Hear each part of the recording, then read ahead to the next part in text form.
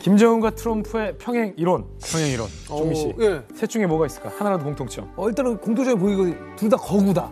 그렇죠. 헤어스타일이 좀 독특하다. 독특하다. 그렇죠. 정도 있지 않을까요? 부모님 뭐좀 있네. 자, 첫 번째 평행 이론. 의외로 평행 이론. 의외로 금수저다. 김정은은 뭐 아버지 할아버지가 뭐 북한에서 최고잖아요. 백두혈통. 트럼프도 부동산 재벌이었으니까 사실은 굉장한 금수저라고 볼 수가 있죠. 맞네요. 트럼프는 본인이 자수성가했다고 자랑을 막 하는데 사실 아니에요. 할아버지 때부터 부자였고 그렇죠. 부동산으로 재벌이 됐습니다. 아버지는 사실 뉴욕에서 굉장히 그 존경받는 분이었어요. 왜냐하면 그냥 부동산 개발해서 자기 재산을 부풀린 게 아니라 뉴욕의 빈민계층이 좀 살 수 있는 서민 아파트를 지었거든요. 그래서 트럼프를 비판하는 사람들은 뭐냐면 당신은 아버지만 못하다. 아버지는 자기 돈만 번 게 아니라 뉴욕시를 위해서 정말 좋은 일을 많이 했는데 당신은 반대로 버려진 땅을 개발해서 사람들 쫓아내고 그 호화 빌딩을 지어서 돈 번다. 도덕성이 없다 이런 비판을 받죠. 그런 걸 놓고 보면은 그것도 김정은이랑 닮았네요. 아버지보다 더 못하니까. 근데 그 공통점이 지금 이거 하나 가지고는 사실은 평행 이론이라고 하기에는 좀 그렇잖아요. 그렇죠. 다른 게 뭐 또 다른 게 있나요? 두 번째 평행 이론은 바로 기질입니다. 승부사 기질이 있다는 거예요. 승부사 기질. 트럼프 대통령의 자서전에 보면요. 이런 말이 있어요. 나는 크게 생각하기를 좋아한다. 사람들은 대개 무언가 결정을 내려야 할 경우 일을 성사시킨다는 것에 두려움을 갖기 때문에 규모를 작게 생각하는 경향이 있다. 그릇이 작다는 거죠. 아니면 자기는 그렇지 않다는 거죠. 자기는 두려움이 없기 때문에 뭐든 크게 그릇을 크게 생각한다는 거예요. 근데 북한 김정은 같은 경우도 모험을 하기 좋아한다는 분석이 있고 더 우유부단하다는 분석은 있어요.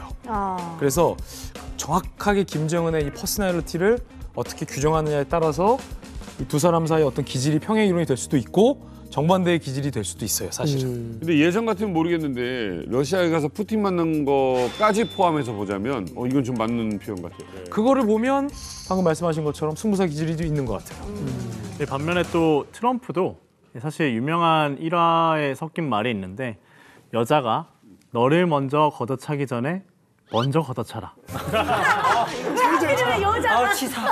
이게 대통령 후보가 실제로 썼던 표현입니다. 이 말인즉슨 뭔가 자기가 위기에 처할 상황이 놓이면 먼저 행동을 하라는 거죠. 어떻게 보면 승부사 기질 하나의 포인트고 실제로 북핵 이제 비핵화 전략 부분에 있어서도 all or nothing, 빅딜이 아니면 노딜로 계속 버티면서 북한이 피가 말리게끔 하는 게 그래서 내가 원하는 걸 얻을 수 있게끔 하는 게 어떻게 보면 트럼프의 전략이라고 볼 수 있죠. 그러니까 2018년 첫 북미 정상회담이 열리기 전인 그해 3월에 남측 특사단이 북한을 방문하거든요. 근데 그때 김정은이 먼저 제안을 했다 그러더라고요. 내가 북미 회담 한번 하려고 하는데 어떻게 생각하느냐. 그러니까 던진 거죠. 뭐 칩은 내가 마련돼 있고 한번 던져서 받으면 좋고 뭐 아니면 그만이고 이런 거고 마찬가지로 이제 트럼프도 그렇게 생각한 것 같아요. 하자고?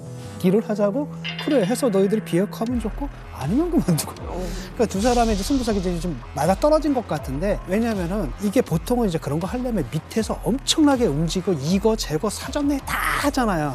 요번에는 근데 둘 다 좀 특이한 개인들이 그냥 크게 우리끼리 해결해보자. 이런 성격이 굉장히 강했던 것 같아요. 제가 볼 때는. 사실 그 1차 회담도 사실 트럼프가 안 해. 너하고 회담. 이랬던 적이 있는 걸 기억하시는 분들 기억이 있습니다. 한 번 그랬는데 김정은이가 발끈하지 않고 김정은이가 수그러들었어요. 그래서 외교적인 용어로 얼려서 결국은 북미 회담이 열리는 과정으로 가거든요. 이런 거 보면 확실히 둘이 다 승부사 기질이 있는 것 같고 그리고 둘 다 배팅을 하려는 능력이 있는 것 같고 그런데 아무래도 트럼프가 조금 더 배팅 능력이 강한 게 아니냐는 생각이 들어요. 고 박사님이 이야기하신 그 한 번 취소 그것은 이제 트럼프가 사업 편지를 써서 존경하는 위원장님 조건이 변했기 때문에 아쉽지만 이번에 말고 다음에 만나겠습니다. 사인 이만큼 해서 보냈잖아요. 네? 그것은 왜 그랬냐면 당시 그 김계관 북한 외무성 제1부상하고 최선희 부상이 그 마이크 펜스 부통령을 이제 비판하는 이제 성명을 발표하니까 트럼프 대통령이 발끈해서 내 부통령을 모욕하다니 그럼 취소야 이렇게 한 것이죠. 하지만 북한이 이제 낮은 자세를 보였기 때문에 이제 트럼프 대통령이 그러면 계속해서 예정대로 북미 정상회담을 개최하겠다 하는 태도를 보였는데 그때 아마 트럼프라는 인물에 대해서 북한이 굉장히 소중한 학습을 한 것 같아요. 트럼프라는 인물은 절대 자존심을 건드려서는 안 된다. 자존심이 워낙 강하기 때문에 이것을 최대한도 활용해야 된다. 그 이후로 트럼프 대통령을 비난하는 성명이 북한에서 나온 적이 없어요. 그러네. 친서를 보내고 했지만 그러니까 트럼프 대통령의 이게 장점이자 약점은 모욕을 받고 아니면 지고는 참을 수가 없어요. 잡지를 보면은 매년 세계의 억만장자 리스트를 발표하잖아요. 유일하게 그 편집장이 한 얘기가 뭐냐면은 대부분의 부자들은 자기 재산을 축소해서 보고한대요. 포브스에. 왜냐하면 세금 문제가 있으니까. 트럼프만 매년 항의 전화를 한대요. 내 재산이 아까도 나왔지만 70억 달러인데 왜 30억 달러로 했냐. 내 재산 더 많다. 이런 얘기를 하기 때문에 그래서 모욕을 받고는 뭔지 참지 알겠다. 못하는 그런 승부사적인 기질이 있죠.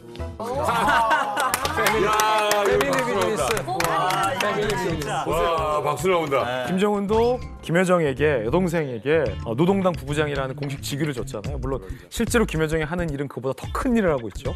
트럼프도 마찬가지예요. 맏딸인 이방카를 백악관의 선임 고문 직위를 부여해서 선임 고문이 할 수 있는 일보다 여러 가지 일들을 막 대신하고 다녔잖아요. 그래서 한때 김여정을 북한판 이방카라고 부르기도 했었거든요. 와, 아니 김주애가 아닌가요? 이 김주애랑 이방카랑 무슨 공통점 같은 게 있나요? 그렇죠. 이 김여정도 김여정이지만 이제는 김여정은 한물 갖고 뭔가 약간 김주애가 좀 뜨고 있잖아요. 이건 비교하기가 애매하지만 사실이라. 두 딸의 역할이 약간 묘하게 닮아 있다. 이런 얘기가 나오는 게 우선 이방카는 잘 아시다시피 이제 아빠의 선거 캠페인에 적극적으로 참여를 합니다. 그래서 아빠가 갖고 있는 온갖 비호감을 딸 이방카가 다 상쇄하는 역할을 합니다. 다 해석시켜. 그래서 트럼프의 지지와 당선에 굉장히 감초 같은 역할을 했다라는 평가가 있습니다.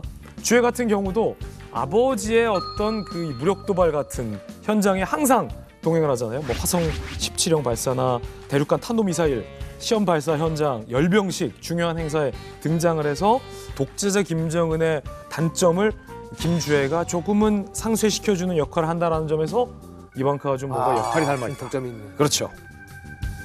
저는 김주애의 힘이 아버지, 엄마의 공동된 힘이 밀어올리고 있다고 생각을 하거든요, 사실은. 그러니까 김여정이는 약간 포토 프레임에서 자꾸 멀어져가는 느낌이고 그 자리를 김주애가 차고 들어오는 건데 어쨌든 그 장군들, 인민군 창건 75주년 기념 열병식 때 장군들 뒤에 쫙 세워놓고 앉아있는 김주애의 모습. 저기 사실은 김주애가 서 있을 만한 이유는 아무리 찾아봐도 없어요. 낙하산이죠. 정말 이해가 안 되는 상황이거든요. 저기 그러니까 분명히 저런 사진들을 계속해서 내보내는 거는 의도가 있는 것 같고 저 뒤에는 이설주라는 여성이 좀 있는 것 같고 그리고 트럼프 대통령도 이방카가 많이 나서지 멜라니 여사는 뒤로 숨는 거거든요. 아마 다시 대통령이 된다 해도 멜라니 여사는 관계가 안 좋다니까 좀 뒤로 빠지고 이방카가 많이 나올. 그러니까 정말 너무 같은 것들이 너무 많네요. 정말 평행 이론을 담는 많은 것이.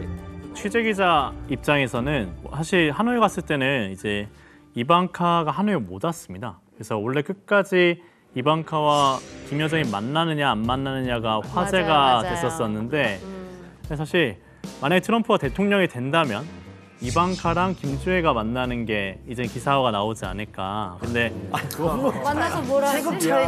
사진 기자가 조금 힘들 것 같아요. 민망하죠, 이게.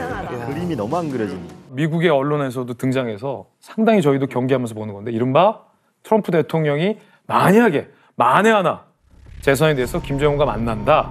그때 미국이 북한의 핵을 용인해 주는 거 아니냐. 라는 이른바 북핵 용인론이 솔솔 나오고 있어서 이건 우리 입장에선 최악의 상황으로 갈 수 있기 때문에 이것만큼은 우리가 반드시 경계를 해야 됩니다. 아니 그 뉴스 보니까 뭐 용인하겠다 뭐 이런 말이 좀 나왔었는데 그게 뭐 핵을 인정해주겠다 뭐 이런 건가요? 그렇죠. 사실 북한의 입장을 받아주는 거거든요. 북한의 기본 입장은 뭐냐면 비핵화 안 한다라는 거예요. 핵 군축이다. 그러니까 우리가 내놓을 수 있는 건 핵 동결이다 이거거든요. 근데 이제 트럼프 같은 경우는 그걸 받아버리는 겁니다. 그러면서 트럼프는 뭐라고 생각하냐면 핵 개발을 동결을 해라. 이제 지금 뭐냐면 북한이 아직까지 미국을 향해 가지고 뭐 사거리는 도달했다라고 하는데 미국을 공격할 능력이 있는지 없는지 확인이 안 됐거든요. 그건 하지 말아라. 그렇다면 남는 건 바로 뭐냐면 이른바 자위적 차원에서 그 남한을 공격 대상으로 삼거나 아니면 오키나와라든 이런데 여기까지는 그냥 용인을 해주는 거죠.